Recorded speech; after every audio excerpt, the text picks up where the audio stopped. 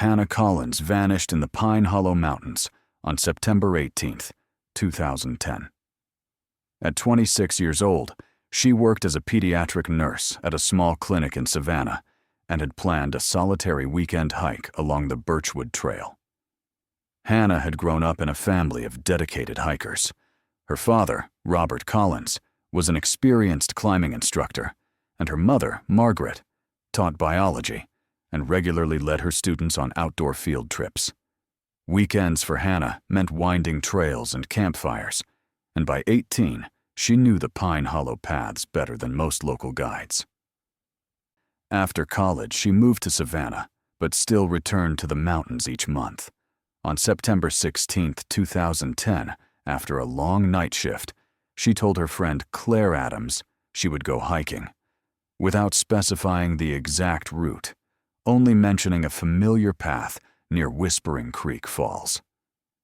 On the morning of September 17th, Hannah packed her silver Toyota RAV and left Savannah at 6:20 a.m. Surveillance cameras later caught her at 9:00 a.m. at a fuel station in the small town of Milford. There she filled her tank, bought bottled water and a granola bar, and asked the cashier, Marcus Lee, about the weather, and purchased extra batteries for her headlamp. By 10 a.m., Hannah signed the visitor log at the Birchwood trailhead, noting she would return on Sunday, September 19th, and that she was hiking alone. The path was moderately challenging, roughly a 9-mile round trip, taking 5 to 6 hours. Early autumn weather in the Pine Hollow Mountains was unpredictable, with misty mornings and sudden afternoon showers. Her last confirmed sighting came at 1:30 p.m. on September 18th. Hikers Daniel and Rachel Moore encountered her about a mile from the waterfall overlook. Hannah seemed calm, wearing a dark teal jacket, hiking pants, and brown boots, carrying a medium gray backpack. They exchanged a quick greeting and then continued in opposite directions. When Hannah didn't return to work on Monday, September 20th, her supervisor, Grace Miller, called her friend Claire Adams. Claire confirmed Hannah was supposed to be back the night before, but hadn't answered any calls. Hannah's parents, Robert and Margaret Collins, were traveling out of state at the time. On Tuesday morning, Claire went to Hannah's apartment. The RAV4 was gone, the mailbox overflowing, and neighbors reported not seeing her since the weekend. At first, the Savannah police hesitated to file a missing person report, citing that less than 48 hours had passed. A formal search was only launched on Wednesday, September 20th. Officer Michael Turner coordinated with Pine Hollow National Park rangers. Ranger Andrew Lewis located Hannah's vehicle at the Birchwood trailhead. The car was locked. Inside were sunglasses, an empty water bottle, and folded trail maps. A team of rangers and volunteers combed the main path, side trails, and ravines within a 2-mile radius. Near the waterfall overlook, they discovered a torn granola bar wrapper matching the one Hannah had bought, but it provided no further leads. On September 27th, a volunteer team from nearby Redstone County, led by Greg Stanton, joined the effort. They brought trained tracking dogs, but heavy autumn rains had already washed away most scents. By October 2nd, Hannah's parents had returned and began searching alongside the teams. Robert, an experienced outdoorsman, suggested she might have taken a detour to a secluded stream they had visited in her childhood. Despite extensive efforts, including a helicopter survey of remote ravines, no sign of Hannah emerged. Nighttime temperatures had dropped below freezing, and the official search was suspended. Detective Laura Mitchell of the Savannah Police assumed control of the case. She interviewed Hannah's co-workers, neighbors, and friends, all of whom described her as careful, reliable, and without personal conflicts. Phone records revealed mostly work and family contacts, but one stood out. A hiking guide named Ryan Carter, 29, with whom Hannah had exchanged messages throughout August and early September. He worked for Pine Hollow Adventures, leading trekking and biking tours in the region. Carter claimed he had met Hannah during a group hike in late July. Their relationship, he said, was friendly and non-romantic. When Detective Mitchell checked his alibi for the weekend of September 18th and 19, Carter said he led a group to Crystal Falls, but company logs showed the tour was canceled due to rain. Confronted with the discrepancy, he changed his story, saying he had stayed home instead. A search of Carter's home and vehicle revealed nothing overtly suspicious except for some soil stains in his truck bed. Laboratory tests later confirmed the dirt was ordinary forest soil, not blood. With no physical evidence, Carter was released, and the investigation stalled over the following months. It wasn't until the autumn of 2017, 7 years after Hannah's disappearance, that the case took a grim turn. Local hunters, brothers Evan and Luke Sanders, were tracking a deer deep in the Pine Hollow backcountry, just 20 yards from the trail where Hannah had last been seen. The animal vanished behind the gnarled roots of a massive, ancient oak. Curious, Evan crouched to look and froze. Beneath the roots lay human bones, partially buried under soil and leaves.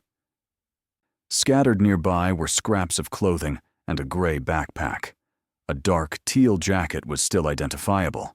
The brothers immediately contacted the Savannah police. Detective Laura Mitchell led a forensic team to the site. The remains were carefully documented, photographed, and removed. Dental records confirmed the identity. Hannah Collins. Her parents were notified and, though devastated, finally prepared to give their daughter a proper burial. Medical examiner, Dr. Fort, Karen Ellis, conducted a full analysis of the remains. She noted thin, deliberate cuts on several ribs and the skull. The wrists bore marks consistent with being bound by a thin steel wire, tightened enough to suggest Hannah had been restrained for some time.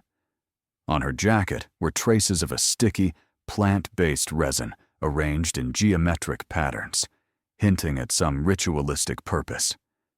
Lying beside the skull was a small wooden carving of a stag. Although roughly shaped, it displayed expert knife work and had clearly been carved left-handed. Experts concluded the wood had been harvested shortly before Hannah's death. No fingerprints were found, but the style matched carvings produced by certain local craftsmen. Detective Laura Mitchell reopened the old files. Ryan Carter, once a prime suspect, now appeared more like a potential victim. His whereabouts after the initial investigation were unknown. Investigators compiled a list of left-handed woodcarvers in the region. Most had clear alibis or had moved away, but one name stood out.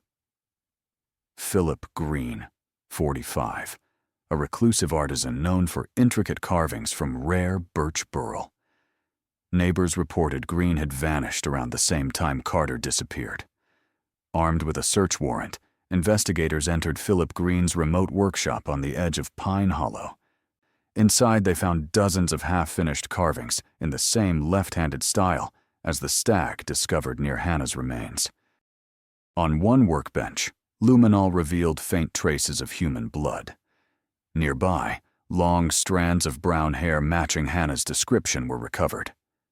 Pinned to a wall was a topographic map of the forest, marked with multiple red crosses. One was the exact location where Hannah's body had been found. Another marked a ravine where Ryan Carter's abandoned vehicle had been discovered years earlier. Excavations at several of these marked sites led to grim results. Search teams recovered the remains of Ryan Carter and at least 2 other victims, a middle-aged man and a young woman, all bearing the same shallow cuts, steel wire bindings, and traces of resin. Beside each body lay a wooden carving in the same distinctive style. Forensic pathologist Dr. Karen Ellis confirmed all victims had died slowly from controlled blood loss inflicted by precise incisions. The steel wire and plant resin were used consistently, pointing to a methodical killer with extensive survival skills and intimate knowledge of the wilderness. Despite the mounting evidence, Philip Green himself was nowhere to be found. His cabin was empty, food supplies untouched, and his tools neatly arranged as if he had walked out only minutes before. Bloodhounds tracked his scent for several miles through the dense underbrush of Pine Hollow, but lost it at a fast-flowing river, where a makeshift raft of lashed branches was discovered. Weeks of searching turned up no sign of Green. Authorities issued an interstate warrant, but sightings remained unconfirmed. Some locals believe he drowned. Others claim he still roams the backcountry, living off the land. In the wake of the investigation, a memorial was built at the trailhead where Hannah Parker had last been seen. Wooden carvings, donated by local artisans, line the path, each marked with the name of a victim. Detective Laura Mitchell retired soon after, saying the case had changed her forever. To this day, hikers entering Pine Hollow pause at the memorial. They leave flowers or small wooden animals carved by hand, a quiet reminder of those who vanished and the man who may still be hiding in the forest shadows.